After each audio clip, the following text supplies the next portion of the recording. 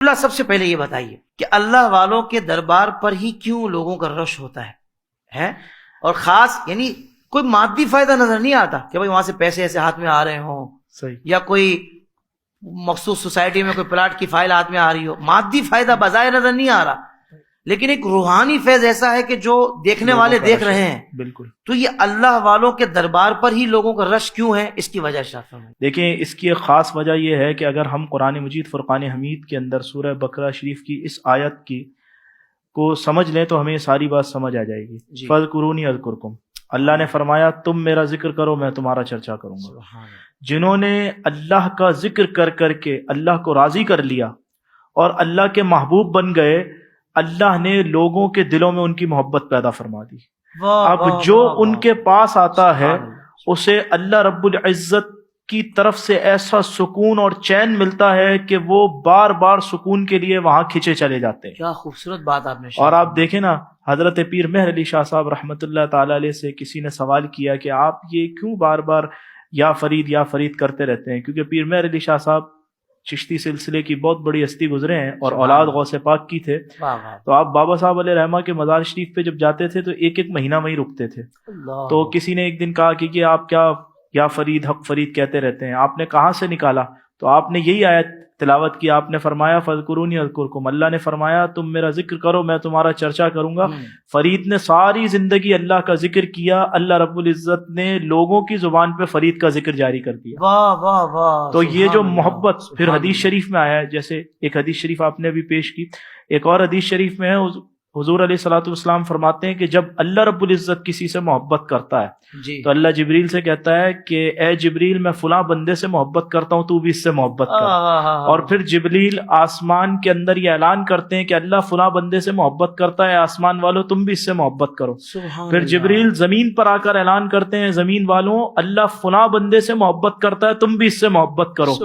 تو جس کی محبت اللہ نے دلوں میں پیدا فرما دی، پھر ہجوم اس کے پاس نہیں لگیں گے تو کس کے پاس لگیں گے؟ اور پھر جیسا ابھی آپ نے کہا کہ بظاہر ہمیں مالی کوئی فائدہ نظر نہیں آ رہا، مالی طور پر ہمیں کوئی پیسے نہیں دے رہا، اچھا وہاں جاتے ہیں تو لوگ لنگر بھی اپنی جیب سے کھلاتے ہیں وہاں بظاہر کوئی، لیکن کمال دیکھیے کہ کمال یہ ہے کہ جب وہاں جائیں تو ایک سکون ملتا ہے اور ایک جو ہے دل کو تسکین ملتی ہے۔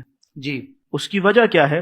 اس کی وجہ یہ ہے کہ حدیث شریف میں آتا ہے حضور علیہ الصلوۃ والسلام نے فرمایا کہ ذکر کرنے والے کے پاس بیٹھنے والے بھی کبھی محروم نہیں رہتے۔ اللہ واہ واہ، یعنی جو اللہ کا ذکر کرنے والا ہو اس کے قریب بھی جو بیٹھے گا وہ کبھی محروم نہیں رہے گا۔ سبحان اور ایک بزرگ علیہ رحمہ کے حوالے سے آتا ہے کہ ان سے کسی نے سوال کیا کہ حضرت ذکر کرنے والے پر اللہ کی رحمت ہو یہ سمجھ آتا ہے، لیکن پاس بیٹھنے والے پہ کیسے ہو سکتی ہے؟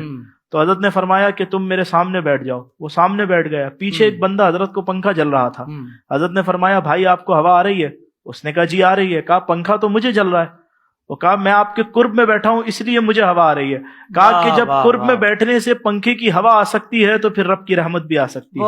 تو کہا کہ جو اللہ والوں کے قرب میں بیٹھتا ہے اس پر رب کی رحمتوں کا نزول ہوتا ہے۔ اور پھر جو اللہ والوں کی نشانیوں میں سے ایک بڑی نشانی یہ ہے کہ جسے دیکھ کر اللہ یاد آ جائے۔ سبحان اللہ۔ آپ مزارات اولیاء پر جائیں آپ کو لوگ قرآن شریف پڑھتے ہوئے نظر آئیں گے، درود شریف پڑھتے ہوئے نظر آئیں گے، اللہ کا ذکر کرتے ہوئے نظر آئیں گے، دعائیں مانگتے ہوئے نظر آئیں گے۔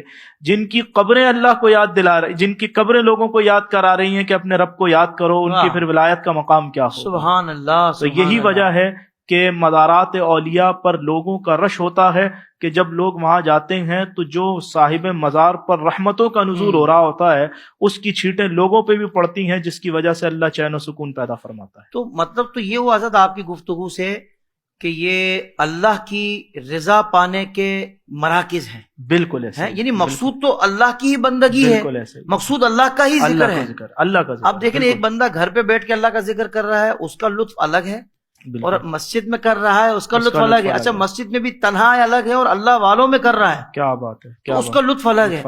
یعنی کہ جب اللہ والوں کے مزار شریف پہ بندہ جاتا ہے وہاں بیٹھ کر جب اللہ کی عبادت کرتا ہے، اللہ کی کبریائی بیان کرتا ہے، اس کی وحدانیت بیان کرتا ہے، تو پھر اللہ والوں کے قرب کی وجہ سے جو اس پر رب کا فیضان جاری ہوتا ہے اور زیادہ رحمتوں کا نزول ہوتا ہے، کیونکہ وہ ایک ایسی شخصیت کے قریب بیٹھا ہے کہ جو شخصیت پر پہلے سے اللہ کی رحمتوں کا نزول ہو رہا ہے اور پھر جب ان کی رحمتوں کا صدقہ اللہ کی بارگاہ میں ان کی رحمتوں کو وسیلہ بنا کر اللہ کی عبادت کرتا ہے تو پھر اللہ اور اس پر کرم اور فضل. سبحان اللہ سبحان اللہ. اور ایک عام دنیاوی بات بھی اگر کی جائے کہ ہمارے بیٹے سے کوئی ہماری وجہ سے پیار کرے تو ہم کہیں گے یار میرے بیٹے سے پیار ایک تو کر رہا ہے، کر بھی میری وجہ سے رہا ہے تو ہم مجھے خوش پیار ہو جائے گا. صحیح بات ہے، صحیح ہے. اب اللہ کے پیاروں سے کوئی پیار کرے اللہ کی وجہ سے کہ بھائی رب کو راضی کرنا ہے، رب کا پیارا ہے یہ، سبحان اللہ، تو پھر رب کیوں کرم نہیں فرمائے گا؟ ایسے ہی یہ بات سمجھنے کی بالکل ایسے. سبحان اللہ.